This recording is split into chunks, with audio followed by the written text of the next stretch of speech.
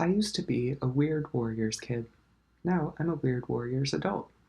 Each week, I'm discussing a chapter of the iconic books by Aaron Hunter. My name is Charlie, and in today's episode, I will be talking about Prophecies Begin, Book 1, Into the Wild, Chapter 8. Join me on this adventure into the world of warrior cats.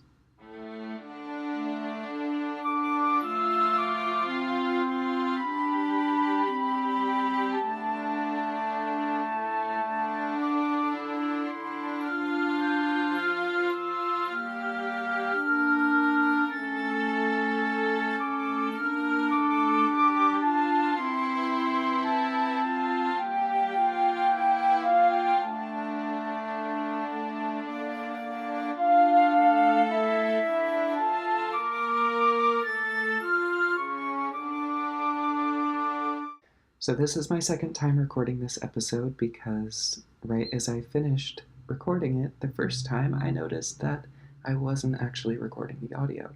So let me just double check here. Yes, I am recording. Good. This is Charlie from the future. I am editing this episode now, and it actually turns out that the audio is still messed up because even though I was actually recording audio this time, it was through my computer speakers instead of through my microphone. So I apologize, the audio quality is not as good as normal. I don't want to record this episode for a third time, so unfortunately, this week we'll have to deal with the lower quality. But next week I will triple check that I'm recording it properly. Thank you for your patience. On with the episode. Okay, so let's start with the chapter art. It is a cat looking quite menacing in front of some clouds, standing on a rock that I can only assume is part of the Sounding Rocks. And we are starting off right where we left off from the last chapter, where the warrior patrol is approaching Firepaw and Yellowfang. And Yellowfang tries to run away, but her leg hurts too much, so she can't get away in time as the ThunderClan patrol surrounds Firepaw and Yellowfang, and this includes Tigerclaw, Darkstripe, Willowpelt, and Bluestar, with Greypaw not far behind. So it's quite the mix of cats there, and Bluestar asks Firepaw, "What have we here? An enemy warrior, and recently fed by the smell of you both." And Firepaw says she was weak and hungry, and she says, "And what about you? Was your hunger so bad that you had to feed yourself before you had gathered prey for your clan? I assume that you had a very good reason for breaking the warrior code." It says Firepaw was not fooled by the leader's soft tone. Bluestar was furious, and rightly so. And Tigerclaw says, "Once a kitty pet, always a kitty pet." And Bluestar looks at Yellowfang with a surprised look of recognition. She says, "It seems you've captured us, a ShadowClan cat, and one I know well. You are ShadowClan's medicine cat, aren't you? What are you doing so far into ThunderClan territory?" And Yellowfang says, "I was the ShadowClan medicine cat. Now I choose to travel alone." And Firepaw is surprised by this. He hadn't been able to tell that she was in ShadowClan because of her filthy condition, but he thinks that he might have enjoyed tackling her more if he'd known. Darkstripe says that we should kill Yellowfang and punish Firepaw for breaking the warrior code.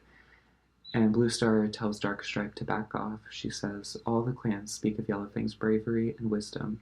It may help us to hear what she has to say." And they decide to bring her back to camp. Bluestar asks if she can walk or if she needs help, and Yellowfang says, "I've still got 3 good legs." And Bluestar has a flicker of respect on her face at Yellowfang's strength and determination. And this is something like the flicker, it says a look of respect flickered across Bluestar's face. I recently graduated from being a film student, and one thing that was challenging when I was learning about screenwriting was that you have to write everything visual. Like, I grew up doing a lot of creative writing, more so of like short stories and novel writing and stuff like that, where it's more narrative and for reading rather than watching. And one thing I learned with screenwriting is that every single detail you write has to be something visual or audio as well. But like you can't write anything internal. It all has to be external. And even internal things, like if you want the audience to know what a character's thoughts are, it would have to be a voiceover.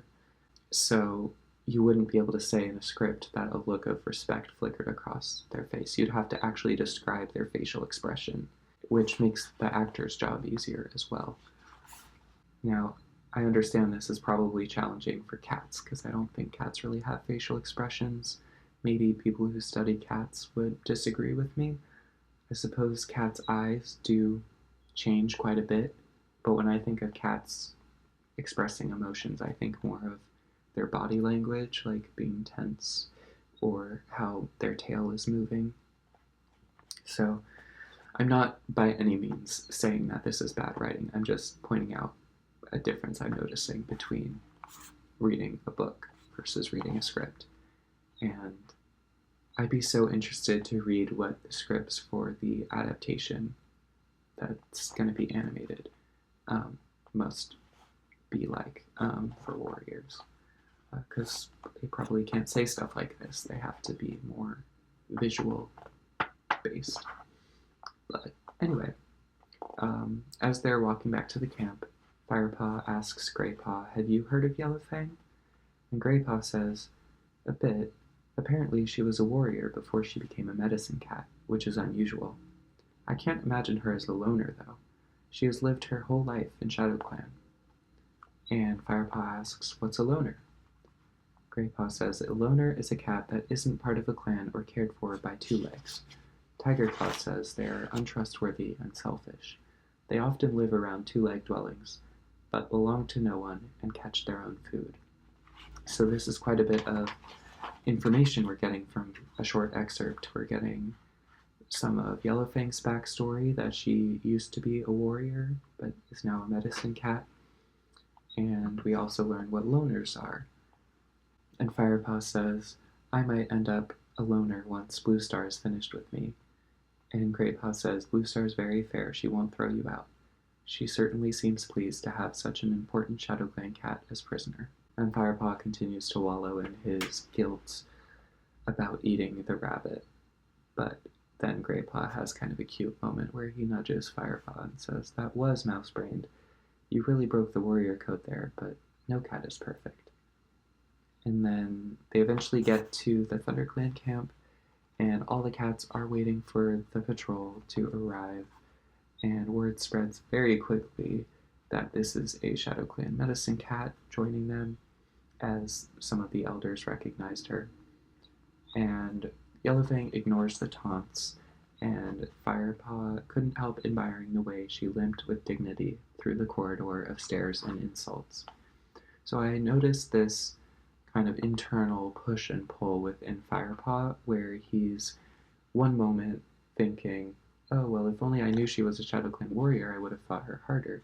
And the next, he's thinking how admirable she is for her strength. So I think this kind of represents the nurture versus nature in Firepaw. Like, his nature is to feel empathy and be kind, but ThunderClan is nurturing him to distrust cats from other clans.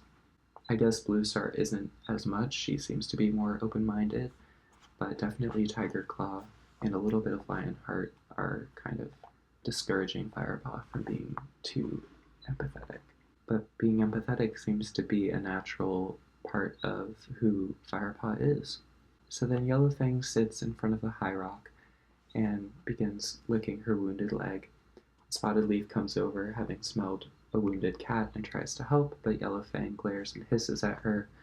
"I know how to take care of my own wounds. I don't need your help." And Spotted Leaf respectfully steps back, and the warrior patrol helps themselves to some fresh kill, and then the other clan cats step forward to take their own share. Firepaw paces around, watching all the other cats eating, and he hesitates to help himself because he knows he broke the warrior code. And then he overhears Bluestar and Tigerclaw speaking to one another. And Tiger Claw is stressed about having a Shadow Clan cat there. He's saying that she's going to share the location of their camp with Shadow Clan and that they need to move their camp. And Blue Star is saying, wait, this is an opportunity. We can actually get intel on Shadow Clan from Yellowfang. And this calms down Tiger Claw. And then Blue Star walks towards Firepaw, and he is worried that she's gonna say some type of punishment to him, but instead she walks right past him and calls out to Frostfur, and a pure white cat with dark blue eyes slips out of the brambles of the nursery. And I think that's our first time being introduced to Frostfur, although Firepaw probably already knows who she is, having lived there for a while now. And Blue Star says, one of our apprentices has seen a fox in the area. Warn the other queens to guard the nursery carefully, and make sure all kids less than 6 moons stay inside the camp until our warriors have driven it away. And I find this interesting because I thought that all kids had to stay in the camp, but maybe I'm misremembering that because it seems like now they're establishing the rule that they have to stay in the camp. I also find it interesting that Blue Star says one of our apprentices has seen a fox in the area, because in fact, Greypaw and Firepaw both saw the fox, but I guess this means Greypaw didn't share that with Blue Star. Then Blue Star finally helps herself to some food and goes over to eat with the senior warriors, and Firepaw finally lets his hunger drive him forward. He goes over to sit by Greypaw and Ravenpaw, and one of them invite him to eat, but just as he's about to take a bite of a wood mouse, Tiger Claw says, not for you. You didn't bring back any prey. The elders will eat your share. Take it to them. So Firepaw looks over at Blue Star and she nods and says, do as he says. Firepaw picks up the mouse and carries it over to Small Ear. It says he could almost feel its life energy flooding his young body, which I find to be an interesting way to phrase that, although it is true, like the circle of life, like the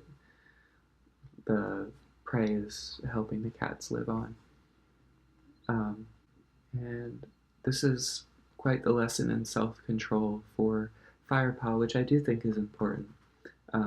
It says, with great self-control, he laid the prey down in front of the gray tom, and then backed away politely. He expected no thanks and was offered none, which I find to be kind of odd, actually. You'd think at least Small Ear would thank Firepaw for the food, but maybe the gossip of Firepaw breaking the rules has also spread around the camp. Then Firepaw goes back to sit with Greypaw and Ravenpaw, and Blue Star calls for a clan meeting, and all the cats gather around the High Rock. Blue Star says, I'm sure you've all heard about the prisoner we brought back with us today, but there is something else you need to know. Today I traveled with a patrol into WindClan territory. The air was filled with the scent of Shadow Clan. Almost every tree had been sprayed by Shadow Clan warriors, and we met no WindClan cats, even though we journeyed deep into their heartland. And Small Ear asks, do you mean Shadow Clan has chased them out? Blue Star says, we can't be sure. Certainly the scent of Shadow Clan was everywhere. We found blood, too, and fur. There must have been a battle, though we found no bodies from either clan. And a shocked yowl arose from the crowd, and the narrator says, never before had one clan driven another from its hunting grounds. I find that interesting that the narrator says that, like it's not like another cat says that or anything. So I don't even know if Firepaw knows this, like now only the reader seems to know that. But I wonder how true this is. Like, is it only for as long as the current clans can remember, or is it truly the first time in all of clan history that this has happened? In which case, that's a huge deal. Now, I wonder when I get to the prequel series if this will be consistent with that. But I don't know if I'll even remember to look for that detail once I get there. But One Eye asks, how can WindClan have been driven out? She says they've been in the uplands for generations. I find that interesting that they're called the uplands. And Blue Star says, I don't know the answers. It is well known that Shadow Clan has recently appointed a new leader following the death of Ragged Star. Their new leader, Broken Star, gave no hint of any threat when we met him at the last gathering. So, based on the lack of reaction from Firepaw, it makes me think he already knew that Ragged Star died and that they have a new leader, Broken Star, because otherwise I feel like it would have said, like, Firepaw didn't know who those were, like, who could they be? But there has been time between before Firepaw's solo mission and his solo mission that we didn't get to see, so maybe between then is when Firepaw heard about all this happening. But this is news to the reader, and I think it is important information. And Darkstripe says, perhaps Yellowfang has answers? After all, she is of ShadowClan. And Yellowfang says, I am no traitor. Nothing would make me share the secrets of ShadowClan with a brute like you. And Yellowfang and Darkstripe start to look like they're about to get into a fight, and Bluestar says, stop. The situation is too serious for us to be fighting. And she says, ThunderClan must prepare itself. From this moonrise onward, warriors will travel in larger groups. Other clan members will remain close to the camp. Patrols will travel the boundary edges more frequently, and all the kits will stay in the nursery. Now, I find that kind of odd that she's saying that now. Why didn't she just tell Frostfur before that all kids must stay in the nursery? Because she told Frostfur that all kids under 6 moons must stay in camp. But now she's saying all kids must stay in the nursery. So maybe she changed her mind in between then to be even more strict. I'm not sure. But then she says, our need for warriors is our greatest obstacle. We shall get around this by speeding up the training of our apprentices. One young cat has been sharing mentors with Greypaw and Ravenpaw. By teaching him, I shall speed up the training of all 3 apprentices. I shall take on Firepaw as my own apprentice. Yay, finally! Oh my gosh. I knew I remembered that this happened at some point. I just didn't know there was such a long time before Bluestar was Firepaw's mentor. And Greypaw says, what an honor. It's been moons since Bluestar had an apprentice. Usually she trains only the kids of deputies. Now, there's some Bluestar lore dropped right there. I wonder what other warriors she has trained. Then Tigerclaw calls out, so Firepaw's to be rewarded, not punished, for feeding an enemy warrior when he should have been feeding his own clan? And Bluestar says, Firepaw is my apprentice now. I will deal with him. And I'm kind of surprised that there wasn't really a reaction from other cats when Tigerclaw shouted out that Firepaw broke the rules, although maybe, like I said earlier, that gossip had already spread. And Bluestar says, Yellowfang will be allowed to stay here until she has recovered her strength. And Darkstripe says, but the clan cannot support Yellowfang. We have too many mouths to feed already. And Yellowfang says, I don't need anyone to care for me, and I'll split open anyone who tries. Friendly, isn't she? Greypaw murmured. That's so funny. But then Bluestar says, we shall kill 2 prey with 1 blow, as it were. I love that the warriors have their own idioms like that. She says, Firepaw, as punishment for breaking the warrior code, it will be your responsibility to care for Yellowfang. You will hunt for her and tend her wounds. You will fetch fresh bedding and clear away her dirt. And that is quite the punishment. He's going to have to clean away her poop and take care of her wounds, even though he's not a medicine cat, and get her food and everything like that. And mocking yowls come from Dustpaw and Sandpaw, kind of making fun of both Yellowfang and Firepaw. But Bluestar says, enough. I hope Firepaw will find no shame in caring for Yellowfang. She is a healer, and she is his elder. For those reasons alone, he should respect her. And there is no humiliation in caring for another cat when it is unable to take care of itself. The meeting is over. I would like to speak to my senior warriors alone now. And I found it interesting that she used the it pronoun for a cat when it is unable to take care of itself instead of them. Just thought that was interesting. And then Longtail comes over to Firepaw. It says the V-shaped nick that Firepaw had cut into the tip of his ear still showed. And Longtail says, well, I hope you'll think twice about bringing strays back into the camp next time. Like I said, outsiders always bring trouble. And that is the end of chapter 8. I love that ending so much. I think it's so great to have this cat that we haven't seen in a while come back and say something foreboding to Firepaw, because it could have ended with just like, Firepaw wondered what would happen next. Oh no.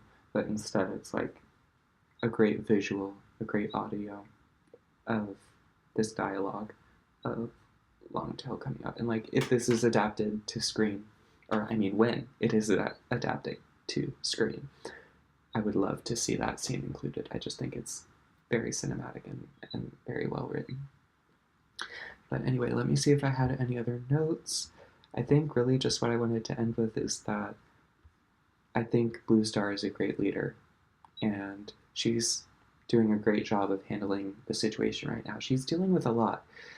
There's the fox sighting, there's Yellowfang, there's Firepaw breaking the warrior code, there's the lack of warriors, and there is this attack from Shadow Clan on Wind Clan.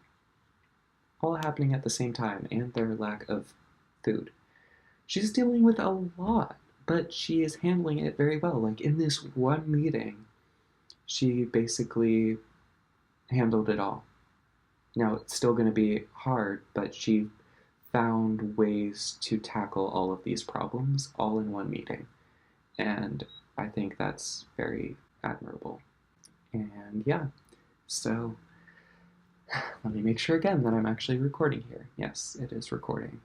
So I'm very glad this worked out, and I'm glad that Lucky was able to nap and be in this episode.